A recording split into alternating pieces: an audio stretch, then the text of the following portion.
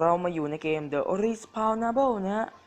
วันนี้ผมจะมาทดสอบปืนหนึ่งก็คือปืนที่ถืออยู่ตอนนี้นะมันก็คือปืนใหญ่อัดลมนั่นเองและผมมีเรื่องอะไรอยากจะบอกผมเข้าเกมมาอยู่ดีครับไอ้ขาผมเนี่ยไม่ง่ายครับนี่ก็มาเริ่มกันเลยว่าปืนมันเทพขนาดไหนไปลองกันเลยนี่มาแล้วทดสอบปืนยิงโอ้โหอีกรอบ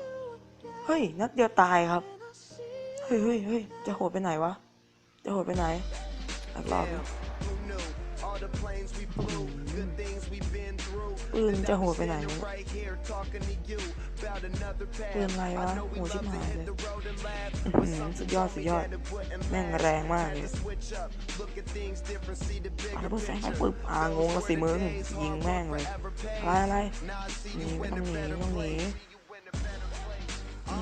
ไปไหนแล้ว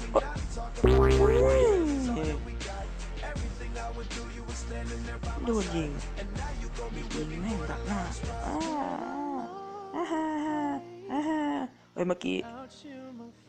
ปืนเจียดเนี่ยไม่ได้แดกกูหรอกครับไม่ได้แดกกูหรอกมึงเฮ้ยไม่ได้แดกกูหรอก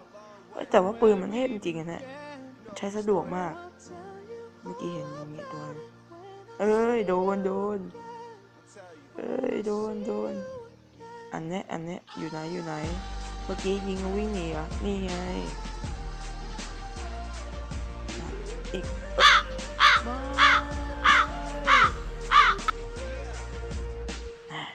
ยิงตุ๊บไม่โดนอีกรอบนี่โดนแน่นอนจะอะไร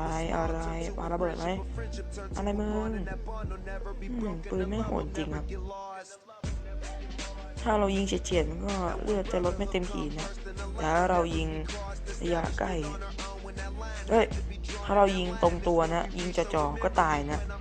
นี่มันจะตามมาไหมปาระเบิดแสงแม่งเลยเอาหายไปไหนละไม่หายตัวละนี่ไงไม่โดนไม่บักห้ามเดี๋ยวมึงอยู่นี่วะนี่โดนกูยิงแป๊บจะหมดเวลาดูที่ฆ่าได้กี่ตัวโอ้30 ตัวนะถือว่าเป็นปืนที่ดีนะแต่มันฆ่าได้มากกว่านี้แต่ผมกล้าครับขอจบคลิปเพียงเท่านี้นะครับฝากกดไลค์ Subscribe ด้วยนะครับแล้วเจอกันใหม่นะครับ